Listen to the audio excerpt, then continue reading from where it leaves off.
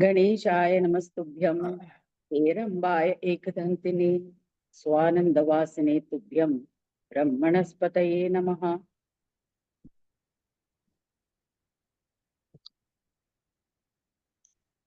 So we'll continue with the Mudgal Puran. Yesterday we saw Narada. Narada was cursed by Brahma, and Brahma cursed him that you will be Shudra, you will be born in the low caste, because he was not doing any creation. When Brahma instructed him, go about doing the creation in this world, he said, this world is full of Maya, it's so illusory. What do I create? So Brahma cursed him. He said, "You will become a Shudra, you useless fellow. You will become a Gandharva after that, and then you will indulge in different women." And so when he heard this, Narada was furious. He cursed Brahma back. He said, "You have cursed me like this for no fault of mine. For I did no harm, nothing, without any reason. You have cursed me. You will not be worshipped in this world at all." Means you will have no temples of worship for you in this world. Narada cursed Brahma. So there are no temples except in one or two. One is in Pushkar and the other one is somewhere else. So there are just one or two temples, and otherwise Brahma is only Brahmadeva. Has only in the outer praharams of Vaishnava temples, you may find in one corner, one wall, on the outer wall, in one place in the middle, they may have Brahma statue. So otherwise, there are no regular what you say, sanctum sanctorum for Brahma. So then Narada, after being cursed, now he didn't know what to do. He said, okay, now I'm cursed. I have to come out of this curse. So uh, he meditated, did japa of the Ekakshara mantra of Ganesha. And he, for 100 heavenly years, okay, 100 heavenly years. Now, one heavenly year means 360 human years. So 100 heavenly years means 360,000 years. He did penance, and then Ganaraja was pleased. He manifested before him, and Narada bowed to him, prayed to him, and he extolled his praise. And he says, "Oh Ganesha, see, this Brahmadeva has cursed me like this. He has cursed that I will become a Gandharva, I'll become a Shudra. And how do I redeem myself from this? I have, you take back the curse, you reverse this curse." So Ganaraja says, once a curse, you cannot reverse it. You will have to go through it. But I'll tell you one solution. I will try to redeem you from way out of this. First, you'll be born as a Gandharva, and he gives him knowledge. That is, he imparts him the knowledge that will help him to be unaffected by Maya. So he says that when you're a Gandharva and you're surrounded by all women, you will still not be affected by them. That is because of your knowledge of Maya, and the Maya will not have control over you, will not affect you. So then after that, you will definitely be born as a Shudra. But as a Shudra, you will be in the company of saintly men. You will live in the forest, and you will be in the company of sannyasis and saints. And from they will be performing a lot of yajnas, yagas, mantra japa, and all that. So then from there, you will learn, you will be influenced by their yajna yagas, and then you will become a Vaishnava. Vaishnava, follower of, worshipper of Vishnu. So after that, you will die. After that lifetime, you will die, and then you'll be reborn as a son of Brahma. So in this way, when you're reborn as a son of Brahma, like it's a rebirth for Narada. So then after that, you will worship Shambhu, Shiva, and then you will learn from Shambhu about me. That is about Ganesha through Narayana. Narayana was born in Kashi Vishwanath. So at that time, they worshipped Shambhu, Kashi Vishweshwara. They did severe penance. So from Shambhu, you will learn about me, how to worship me. So this is what we are going to see today. After saying that, Ganesha disappeared. Narada also went to the forest, and then he went in search of Narayana. But before that, So Mudgala is continuing the story in the next chapter. In the chapter 3, he's continuing to Daksha Prajapati. So Narada, when he was guided like this by Ganesha himself, the next thing what he did was went straight to Vaikunth. He was going through various places and he came to Kailash. He saw Shambhu, he saw Shankara, and when he saw Shankara, he found him worshipping Ganesha. He was with his eyes closed and singing praise of Ganesha and tears flowing from his eyes and ecstatic in the worship of Ganesha. And he had this idol of Ganesha in front of him, the trunk, straight trunk. See, you'll find in many idols of Ganesha, turn to the left, turn to the right. Very few you find straight. So straight you will find in mostly in near Shambhu.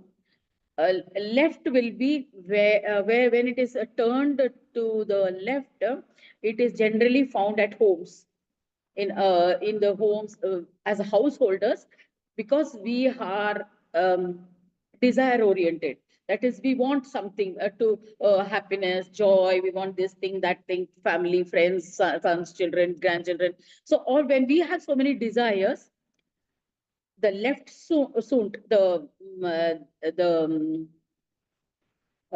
trunk which is curved to the left, is because that is siddhi bestowing.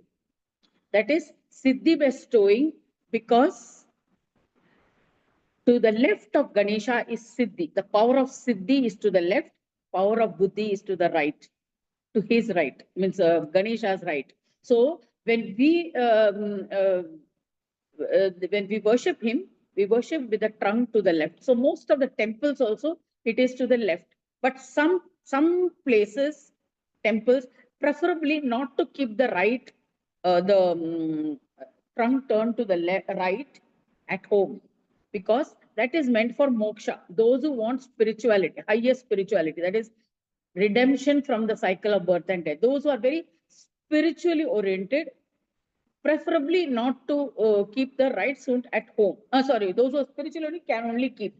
But it is then you have to practice all kinds of rituals. I mean, all achar with this you must be careful in everything.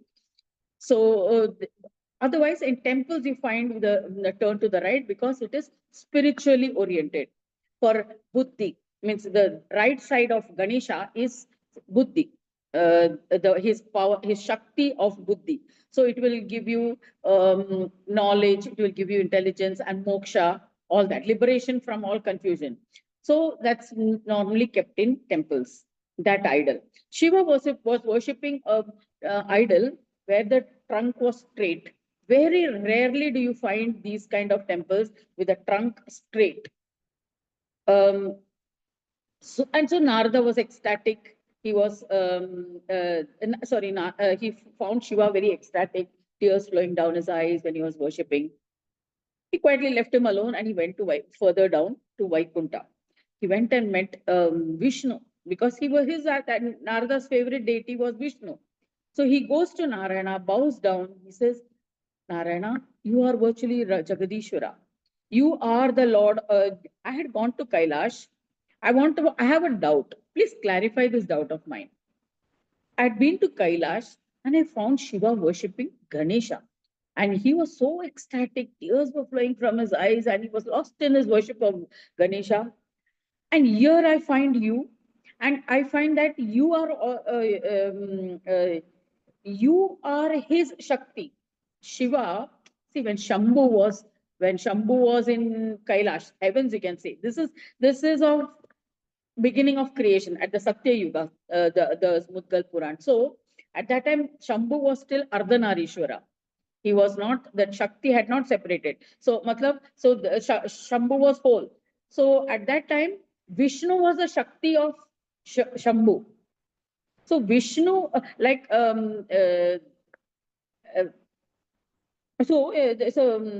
Narada asks Vishnu, Mahavishnu, you seeing Shankara absorbed in meditation, I remained silent. Now I came to you, and I found that you are also meditating on Ganaraja. But uh, the Shiva is the Avyakta Brahma, the unmanifest Brahma. That is the one who is in the Turiya state always. That is, he is the embodiment of Tamas. It's completely unmanifest. Okay. So if he is Avyakta and you are the Vyakta Brahma, manifest Brahma, Shiva is devoid of any changes, transformation. He is totally detached. And he is himself the bestower of all siddhis.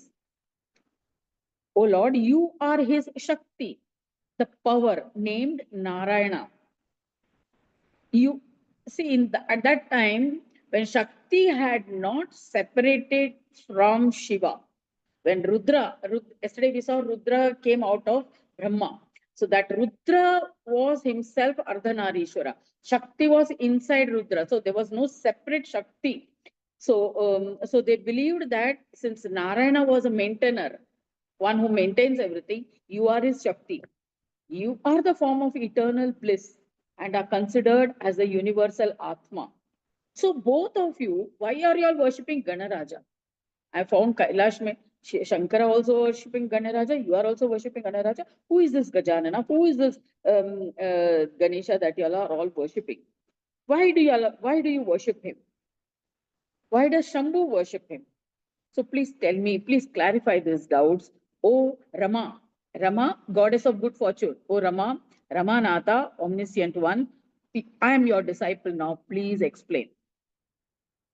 So Vishnu, on hearing this, Mahavishnu, Narayana was on hearing this, he was greatly pleased.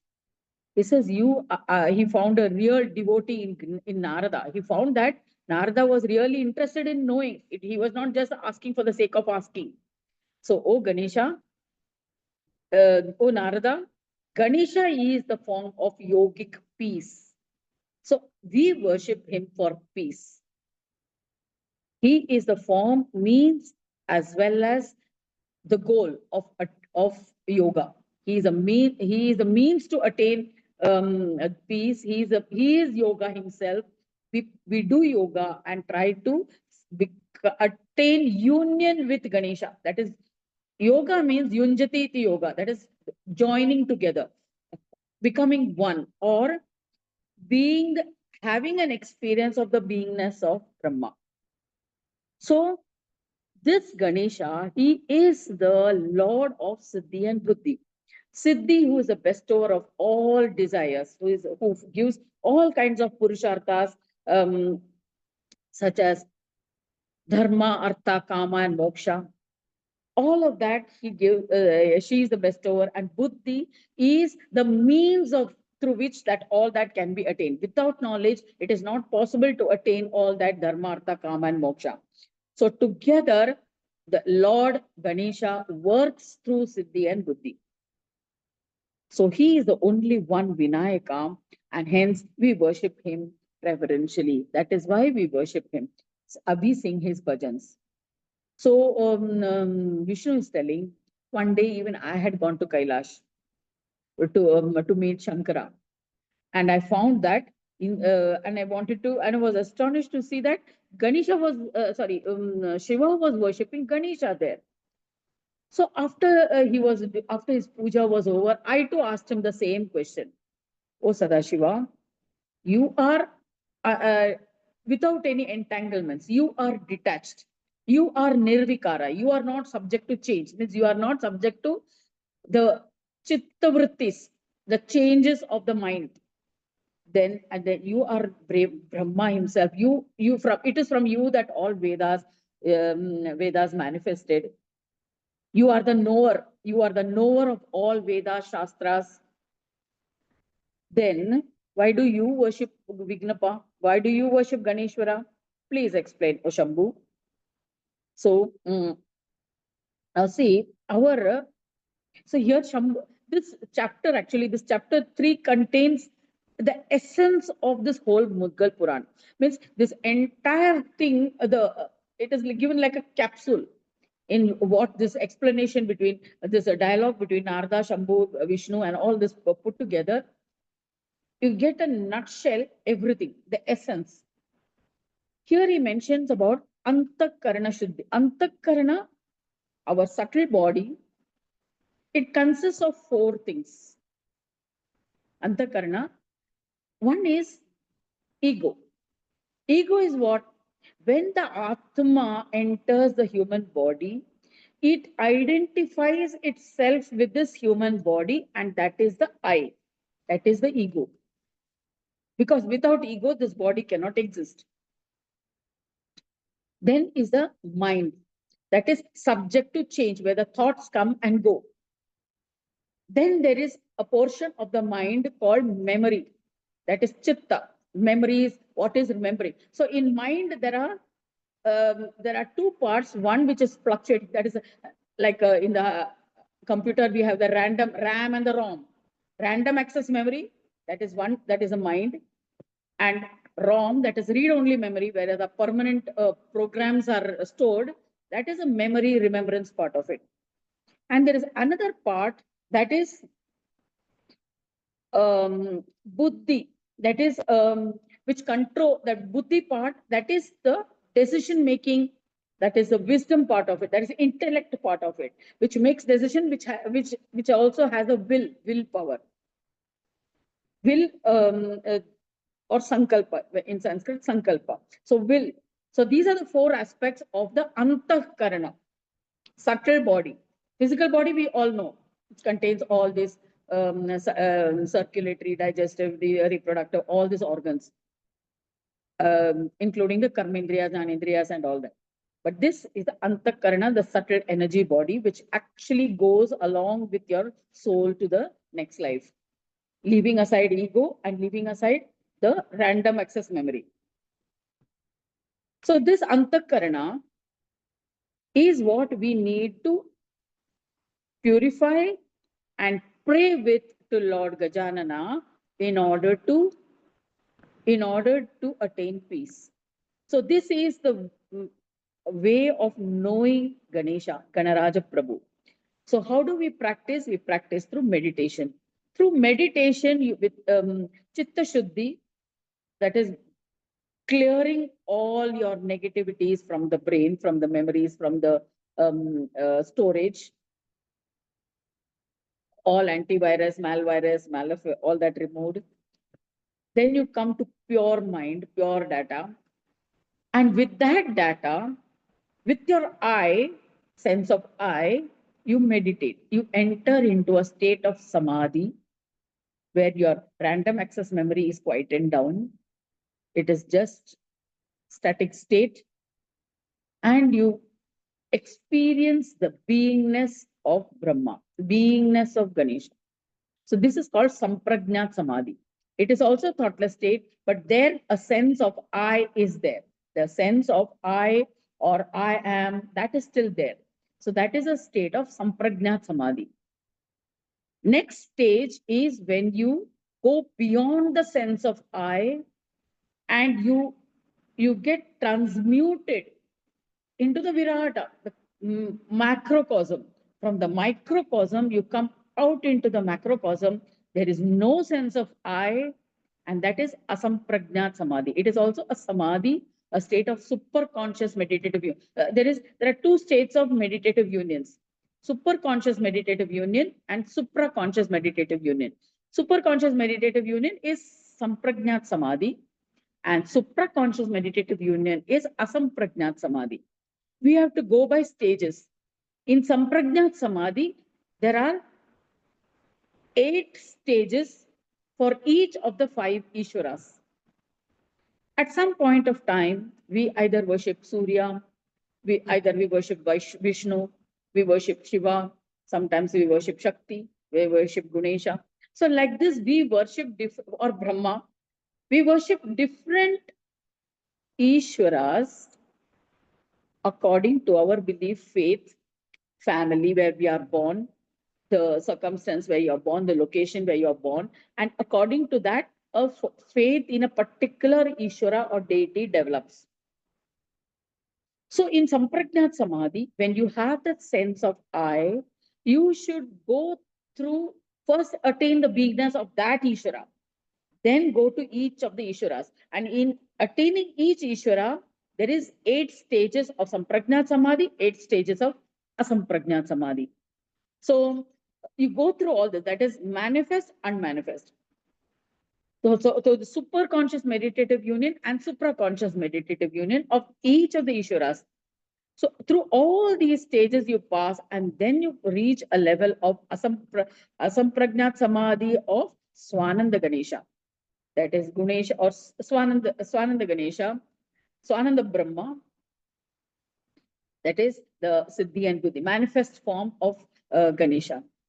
And then you go beyond that, Ayoga Samadhi, Ayoga Yoga. That is Ayoga is union of Sanyoga, union of Sanyoga and Ayoga. You go is beyond. That is after that you have no birth, no death. You will be totally absorbed into Ganesha in Swananda Loka, and you'll become the form of light, and you will be born only when Ganesha wants you to be born. That is after Mahapralay, after the 72 Chaturyugas. Means a whole Kalpa, 14 Manvantaras, all this, means the entire this. So it's a very long and lengthy process of ascending to that of state of God or Brahma. Descent is easy. Descent, we are already descended to quite a low level. We have to go by stages in our ascension. One example of ascension is that of Buddha. Mahavira also, we can say, they are not incarnations of the divine. They are ascensions of human through various stages of divinity, and they have attained the final stage of Buddha. So they are almost worshipped like incarnations, like incarnation of. In fact, Vishnu had taken an Ansh incarnation as Buddha. We saw that story of Divodasa at that time. So in a way, he speeded up the process of evolution of the human being by taking that incarnation of Buddha. So what this is the whole thing that I have explained in a nutshell, this whole chapter, how we go through this process. And this is what Shambhu had told to Vishnu. Vishnu had also the same doubt. Who is this Ganesha? Who is this Gavanaraja whom you are praying to? So Ganesha explains. Then so Shambhu explains about Ganesha. Then he says these are the various stages of Samadhi, Sampragnat, Asampragnat. Now for Shambhu, it was very easy. There was only 2 stages, Shambhu, Sampragnat Samadhi and Asampragnat Samadhi. Whereas for us, because there are 5 Ishwaras, Shiva, Vishnu, Shakti, Surya, Brahma, Brahmadeva. So all of those stages we have to go through as human beings to attain Ganesha. So it's a Dilli bahut dur hai kind of thing. So this is the process of attaining. And then he says, to sum up, it is Ga and Na. Union of Ga and Na. Ga is Sampragnat Samadhi. That is Sampragnat Samadhi. That is where your identity of I or self is not lost. And Na is that aspect where you are in Asampragnat Samadhi, where your sense of I is lost. It is merged with that of the divine. That is Virata Purusha, you can say. And so that is a state of Asampragnat Samadhi. And union of Sampragnat and Asampragnat is Ganaraja Prabhu. So that is one whom we worship for total peace. If we have to attain peace, you have to attain that level of Samadhi. So here he says, Ganesha is totally unaffected by Maya. Hence, it is the most certain way of attaining peace. The primordial form of Ganesha is neither filled with Maya nor affected by it. So when clouds are there in the sky is not affected by the clouds. In the same manner, even if Ganesha is there, appears as a form, he is not that form. He is beyond that. So that is the only path which is called Shanti Yoga, and it is attained through it is called Purna Shanti Yoga, And this is the essence of the Ganesh Gita, which I have written a separate commentary. And that commentary, that book is also available on Amazon. It is available on White Falcon. It is available in Giri stores. That is a detailed step-by-step process of attaining this Shanti, Purna Shanti Yoga. And that Ganesh Gita, a condensed version, appears in the ninth part of Mughal Puran.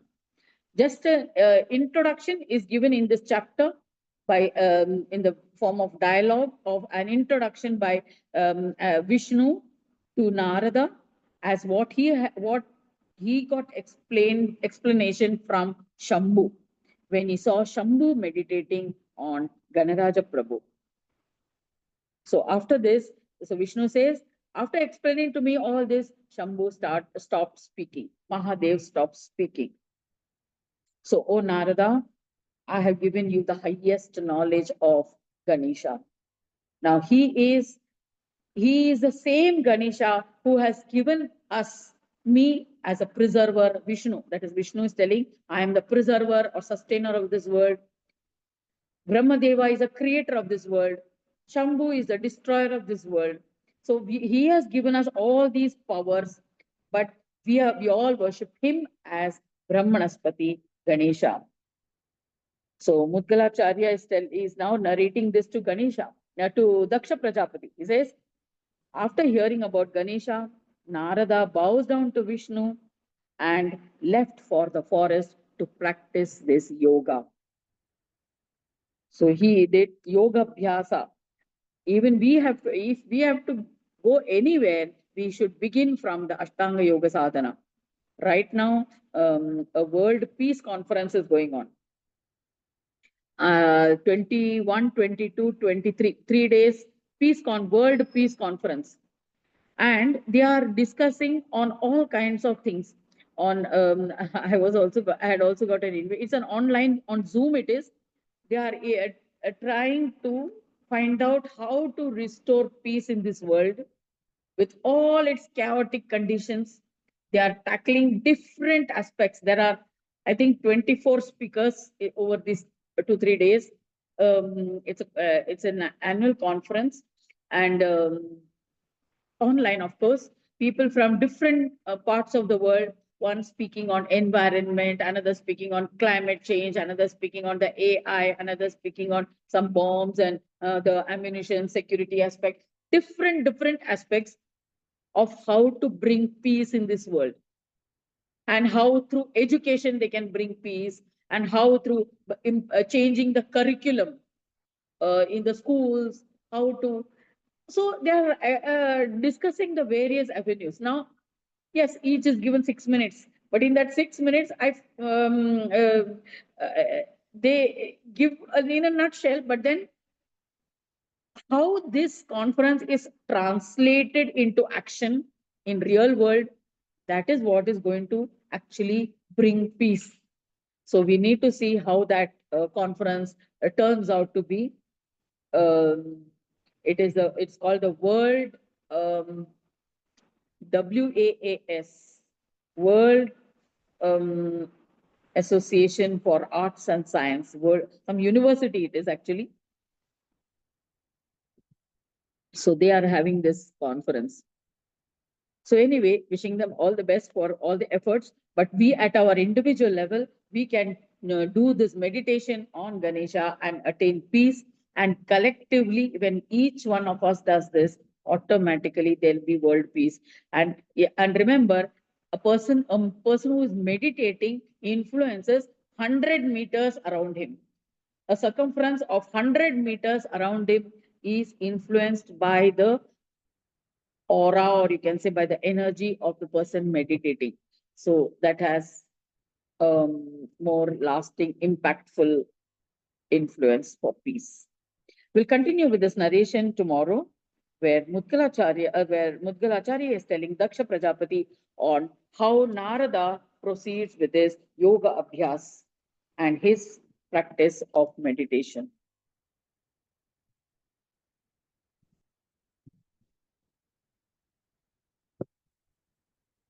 So now let us bring all our focus So the next half hour, when we shall try to meditate on ourselves,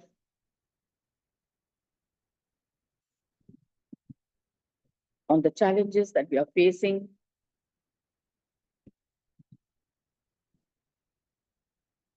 and how we can best come to terms in keeping ourselves balanced.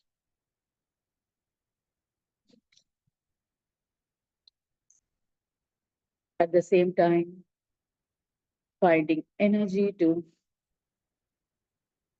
carry on our daily activities.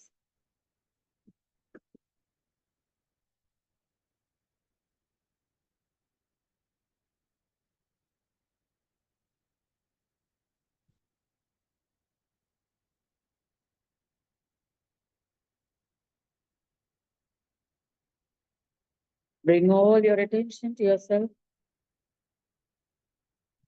Take a nice deep breath and relax into your body.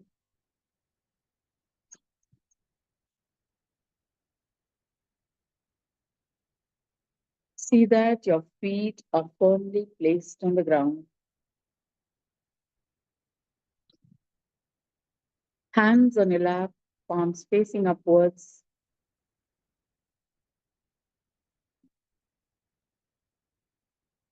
Eyes gently closed.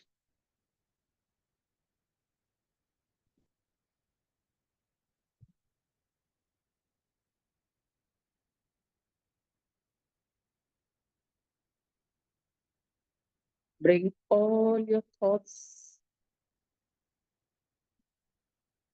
and put it to one side.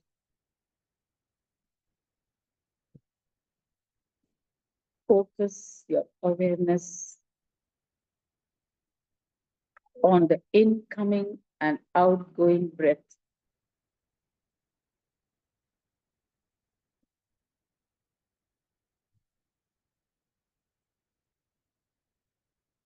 Focus on the prana vayu that you inhale with each breath, that nourishes you, helps convert the food that you eat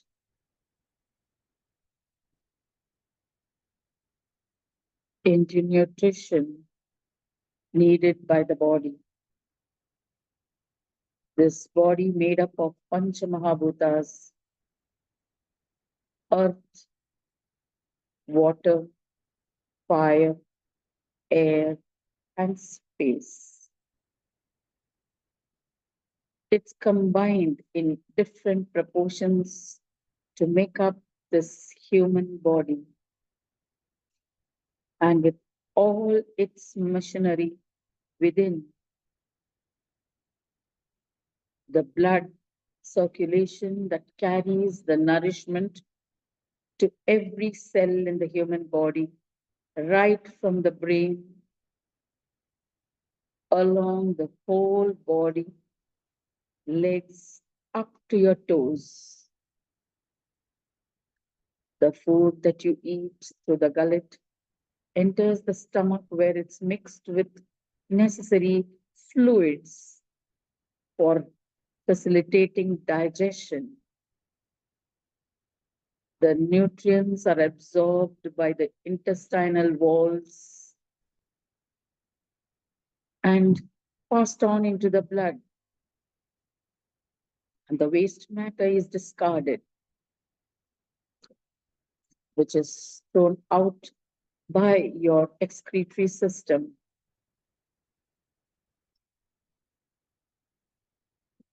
The breaths that you take every moment, moment to moment, is being converted into prana, apana, udana, samana, vyan, various vayus, various types of energies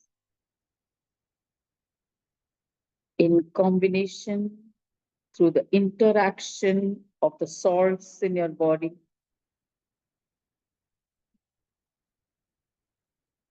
which make these functions happen. This goes on automatically.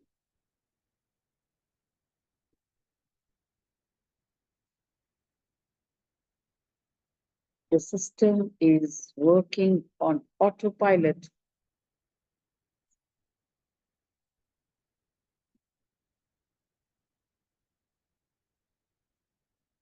The kind of food that you put in terms of not only of what you eat, but also what you consume through hearing,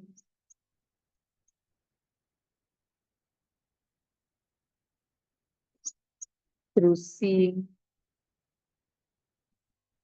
all that information input also impacts your antakaran, the working of the inner systems. If you consume fear, visions of fear, pictures or movies or any visuals of inducing fear, it contracts your heart and your digestive system. Negative emotions have induced through visuals or even through hearing hate speech, hateful words, fear inducing words can result and impact on your physical body by contraction of your heart muscles, your gut muscles, affecting digestion.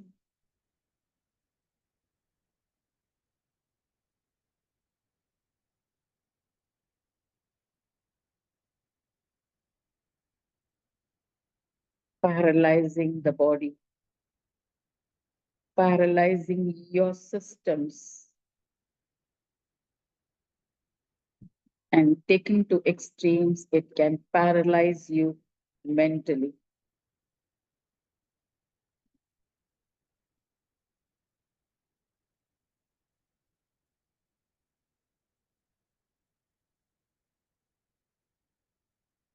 It's as if some portions of the brain gets frozen like that on the screen.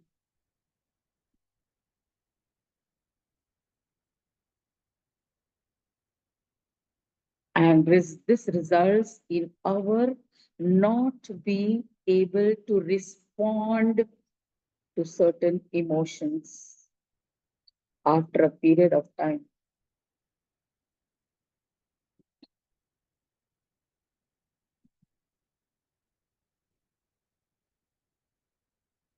When for a prolonged period of time, we are fed with doses and doses of fear-inducing words,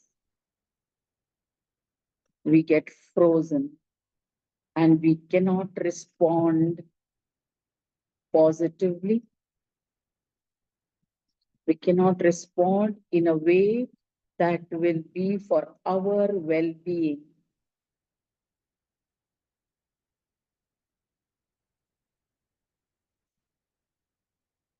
We don't know how to think in a way that will help us, help our own physical condition, physical, material, emotional, finally spiritual. We are unable to redeem ourselves. We are not able to recover from that shock.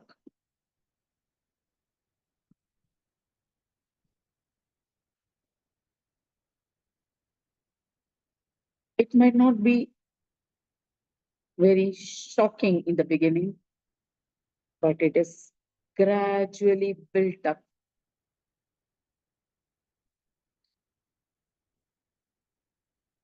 We don't know how the petrol prices, which was 19 rupees a liter in 1985,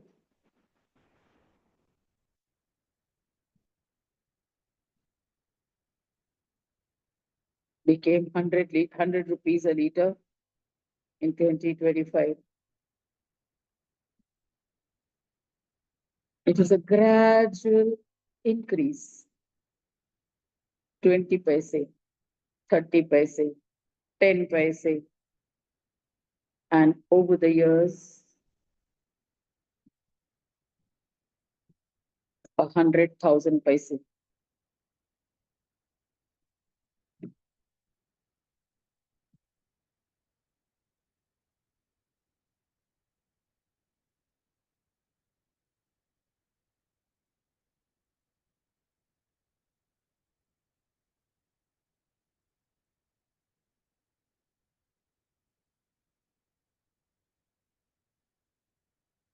Similarly with emotions.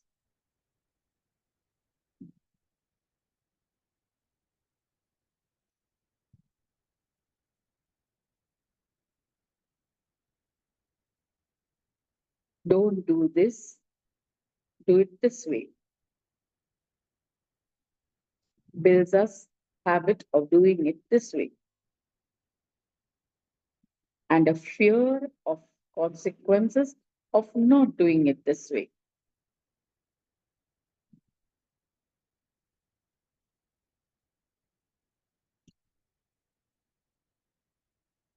resulting in us walking on a frozen path, walking on a path with our minds and bodies frozen. We don't choose a path different, so the results are no different.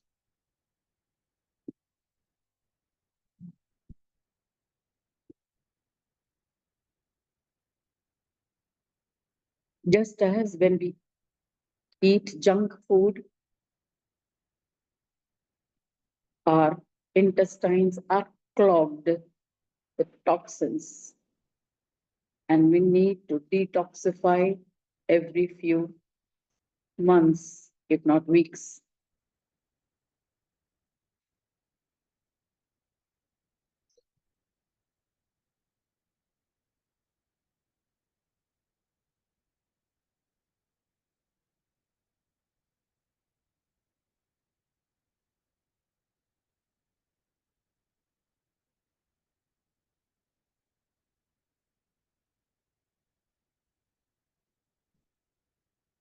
It all builds up gradually.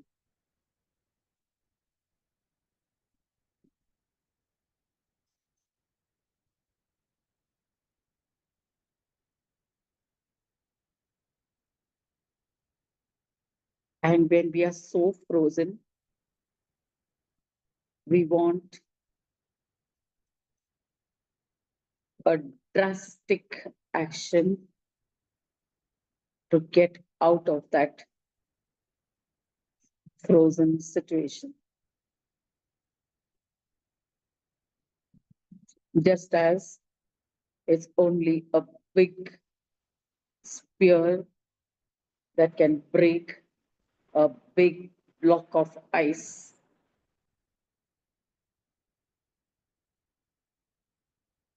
A sharp weapon that can break through a huge block of ice. We will need some kind of such surgical action.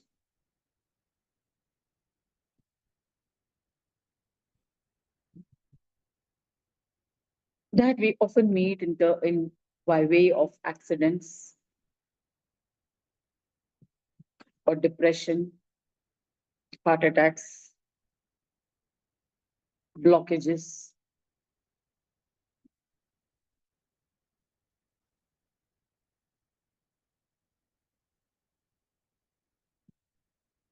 And then we find a quick fix,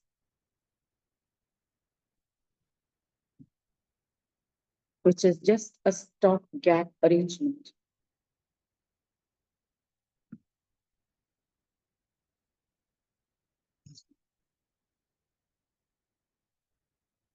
The injury beneath still remains in a dormant state, waiting for circumstances to open up.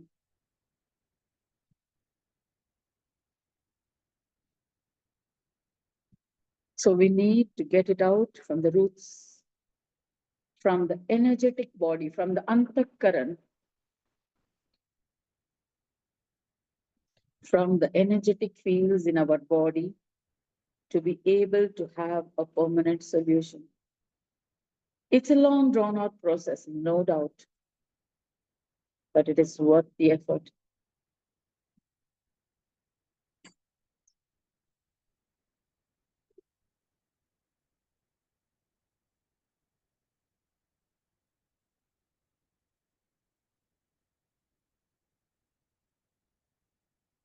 Changes come from within and gets expressed without.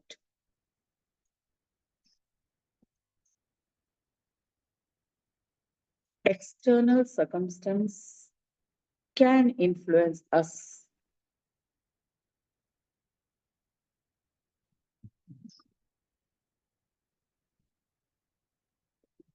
to be an external influence if we don't allow it to percolate into us, into our antakaran.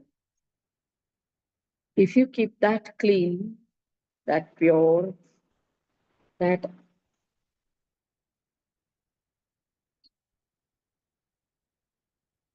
steady, balanced, based on values,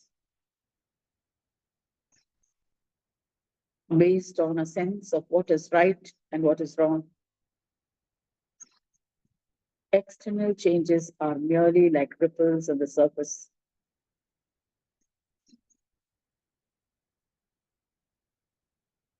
That will constantly be happening, but it won't affect you.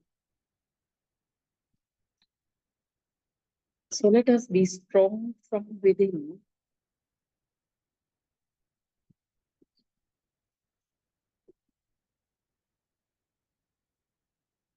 in order to be able to assert ourselves outside.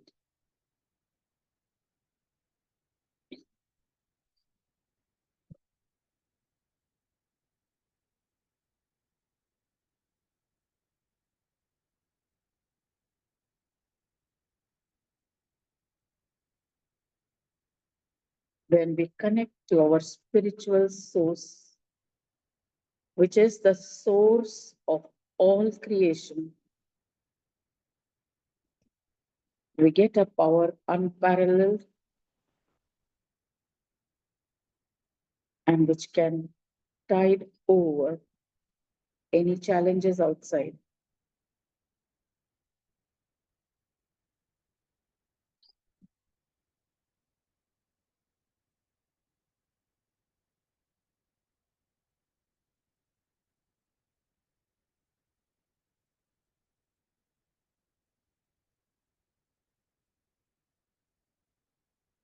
Let the crust be not hard enough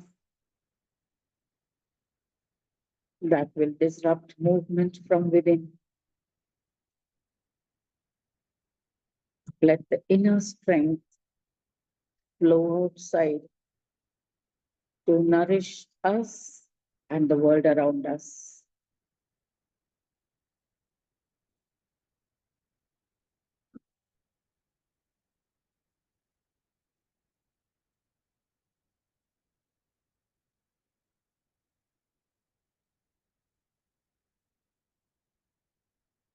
Let the clouds of change pass by.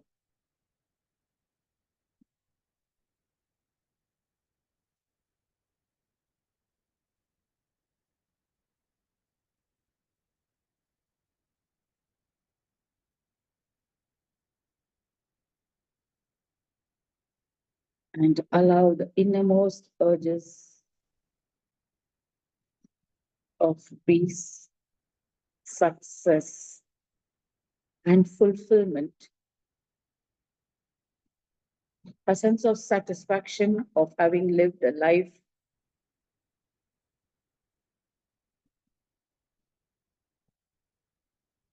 That when you look back with a sense of pride.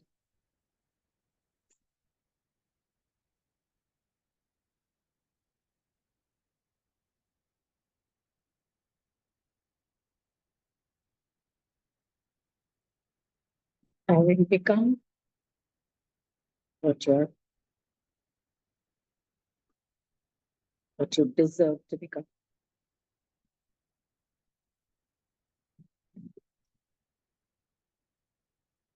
Having become what you were born here for.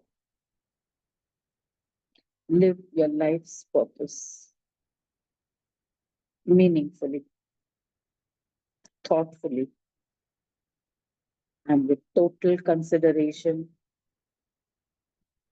for others.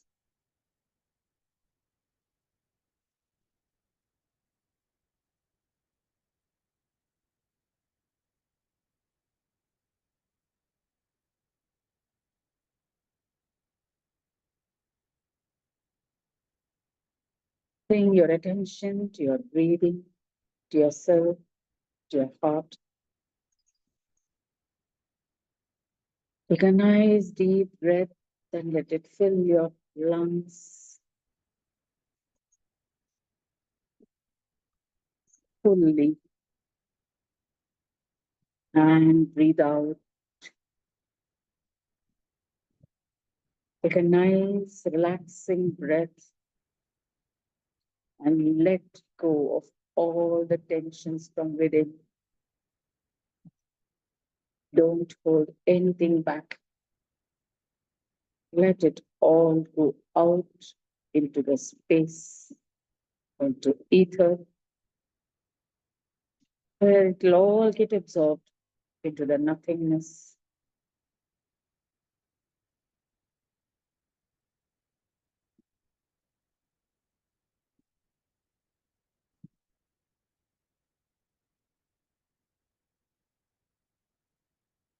Slowly wiggle your fingers and your toes. Rub your palms together. Cup your palms, place it on the eyes, and gently rub across your face. And when you're ready, open your eyes.